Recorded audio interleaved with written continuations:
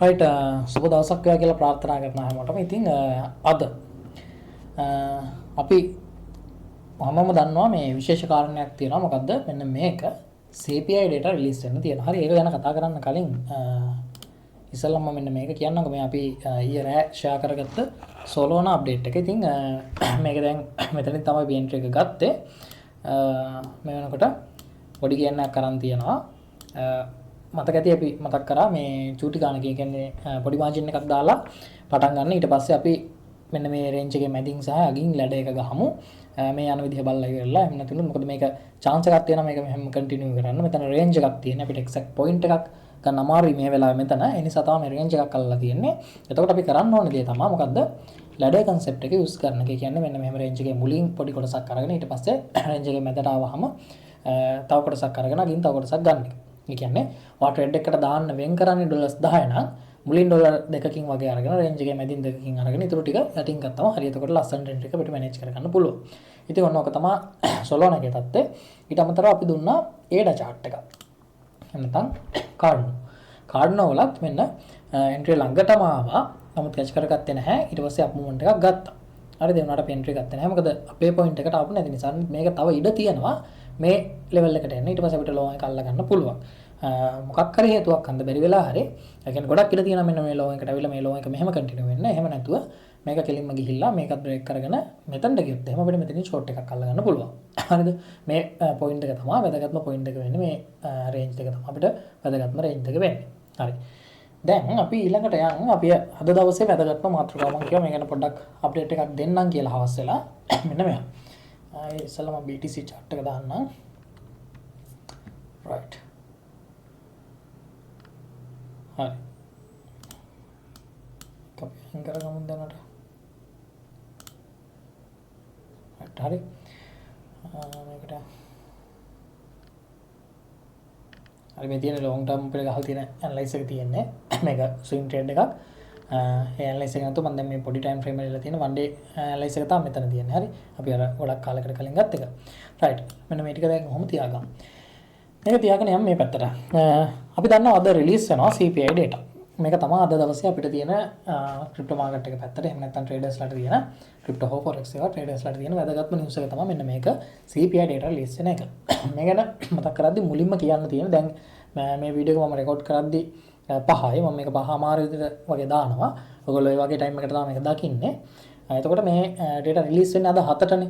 සාමාන්‍යයෙන් අපි දැනගන්න ඕන දෙයක් තමයි මේ කියන්නේ අපි හිතමුකෝ අපි රිස්ක් එක අඩු කරලා ට්‍රේඩ් කරනවා නම් අඩුම කරලා ට්‍රේඩ් කරනවා නම් මේ ටයිම් එකේ ස්කිප් කරන තරමට හොඳයි.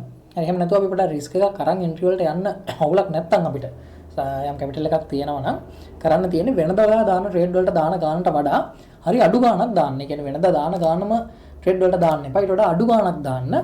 ඔයා සාමාන්‍යයෙන් 6:00 නැත්තම් 6 9 වගේ ටයිම් එකේ ට්‍රේඩ් කරනවා නම් ඒ කියන්නේ අපි පැක් තියලා ගමුකෝ 7 නම් 6 8 ටයිම් එකේ ට්‍රේඩ් කරනවා නම් පොඩ්ඩක් පරිස්සම් වෙන්න ලොකු මාජින් දාලා ට්‍රේඩ් යන්න එපා. මොකද ෆේක් හයිප් එකක් හරි ෆේක් මේකක් එන්න පුළුවන්. ෆේක් ඩවුන් එකක් හරි හයිප් එකක් හරි ෆේක්.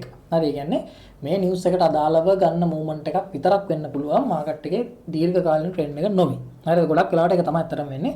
මේ වගේ නිවුස් එකක් රිලීස් වෙන ගමන්ම ෆේක් හයිප් එකක් එනවා. හරි මාකට් එක ෆේක් මූවමන්ට් එකක් ගන්නවා. අරගෙන ඉවරලා ආපහු අර එයාගේ සුපුරුදු රිද්මෙට මෙයා වෙනවා. හරි එහෙම නැත්නම් මේක ඇත්තටම ඉන්ෆැක්ට් එකක් වෙන එකක් නම් මේකෙන් අදාළ ඉන්ෆැක්ට් එක වෙනවා. ඔය දෙකම වෙන්නේ. එහෙම නැත්නම් ෆේක් හයිප් එකක් නැත්නම් අදාළ ඉන්ෆැක්ට් එක වෙන එක. ඒ නිසා අදාළ ඉන්ෆැක්ට් එක අපිට කියව ගන්නත් චුටි වෙලාවක් යනවා. ඇත්තම කතාව මේකෙන් ඉවරනාට පස්සේ අපිට මේ data බලලා කියව ගත්තාම අපිට හිතා ගන්න පුළුවන්. නමුත් ඒ ඉම්පැක්ට් එක අදාළ ඉම්පැක්ට් එක නොවි ෆේක් හයිප් එකක් ගන්න පුළුවන් අංක එක. අන්න ඒකෙන් වැළැක්විලා ඉන්න. හරි ඒක තමයි ට්‍රේඩර් කෙනෙක් විදිහට අපිට මුලින්ම කරන්න ඕනේ දේ. හරි ඊට පස්සේ දැන් අද විස්තරය ගැන කතා කරොත් එහෙම බලාපොරොත්තු වෙනවා අපි මෙන්න මේ 0.3ක අගයක්. හරිද?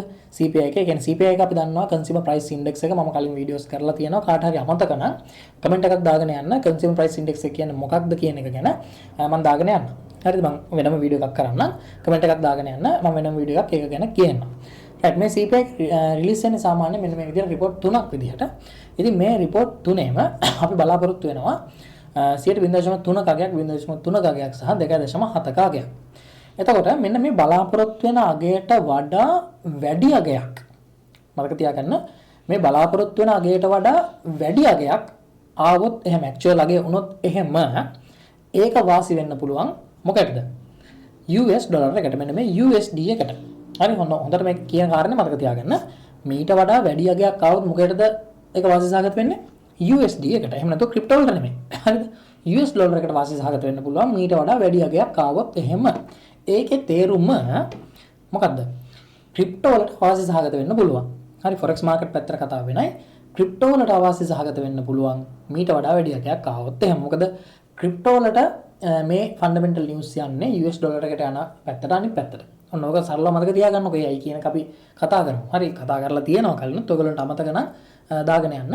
ඒ දේවල් අපි කතා කරමු. ආයෙ වෙනම වීඩියෝස් වලින් ඉස්සරහටත් මම අරන් එන්නම්.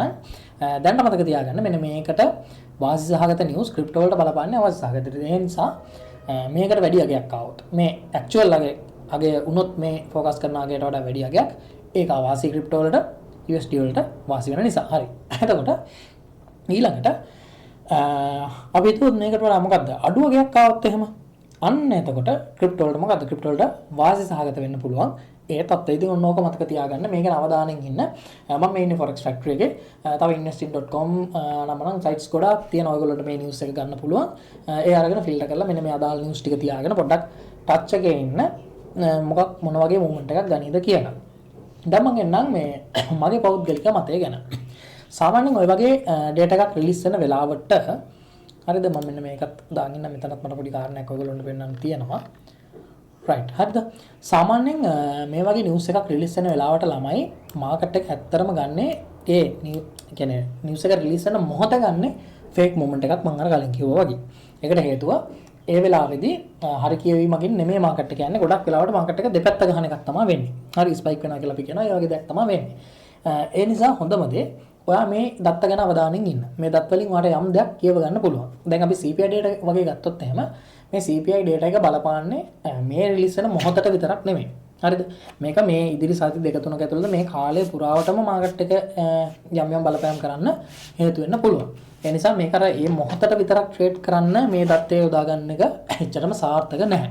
නමුත් ගොඩක් වෙලාවට ගොඩක් දුරට අර කිව්වත් වගේ ෆේක් මොමන්ට් එකක් යනවා. ඒ දත්තයට අදාළව ඒ මොහොතට.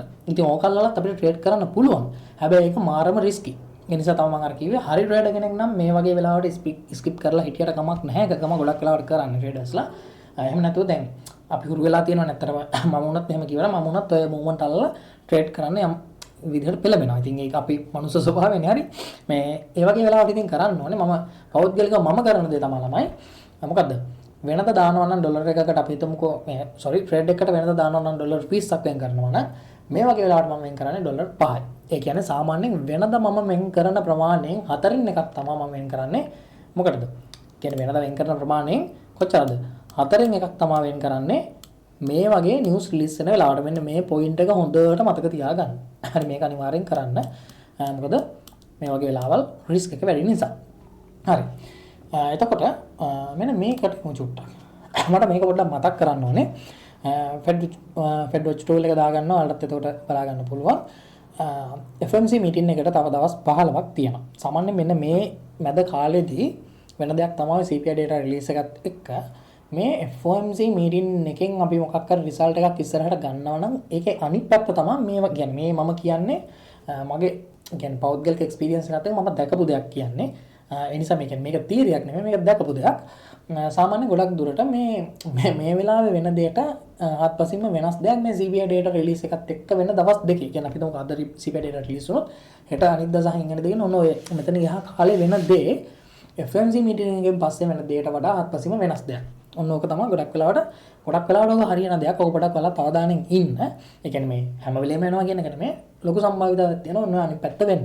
ඒක පොඩක් අවධානයෙන් ඉන්න කියන ඕක වෙන්නත් හේතු කීපයක් තියෙනවා. සයිකොලොජිකලි හේතු කීපයක් තියෙනවා. ඒවා අපි කතා කරමු ඉස්සරහට. රයිට් ඉතින් ඔන්න ওই ටික තමයි මට දැන් මතක් කරන්න තියෙන්නේ. ඊට අමතරව මෙන්න මේක. බලාගන්න මාකට් එකේ තාමත් මෙන්න මෙතන ગેප් එකක් තියෙනවා. හරිද? මෙන්න මෙතන CME gap එකක් තියෙනවා. අපි මේ ඉන්නේ CME chart එකේ. CME gap එකක් තියෙනවා. මෙතන පොඩි gap එකක්. මේක fill කරන්න මාකට් එක තවදුරටත් එන්න chance එකක් තියෙනවා. හරි හැබැයි අපි ගත්තොත් දැන් මම 2 hours නේ ඉන්නේ. එතකොට මාකට් එකේ පොඩි ආයෙ bullish ගතියකුත් අපිට පේනවා නේද? පොඩි bullish ගතියකුත් අපිට පේනවා. මොකද මේ උඩත් යන්න තැන් තියෙනවා. අපි දාගෙන පොඩි time frame හරි මෙහෙ බැලුවොත් මෙහෙ හරි යන්න ගතිය තියෙනවා පොඩ්ඩක් බුලිෂ් ගතියක් තියෙනවා.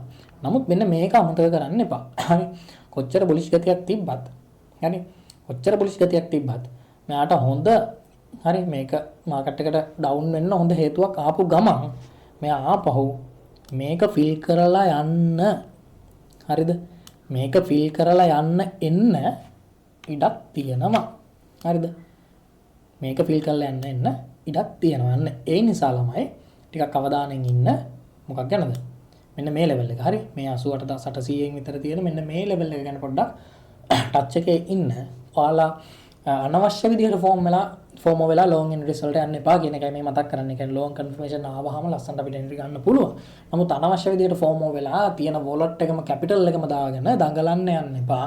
මාකට් එක යම් වෙලාවක මේක ෆිල් කරලා යන්න අවස්ථාව තියෙන නිසා. හරි ඒ නිසා මේකත් මතක තියාගෙන ට්‍රේඩ් කරන්න. රයිට් ඉතින් ওই ටික තමයි මට අද දවසේ මතක් කරන්න තියෙන්නේ. එහෙනම් හැමෝටම මතක් කරනවා වෙනදා වගේම සුපුරුදු විදිහටම ස්ටොප් ලොස් දාලා පරිස්සමින් ට්‍රේඩ් කරන්න. ඊළඟ වීඩියෝ එකකින් ඉක්මනට හම්බෙමු.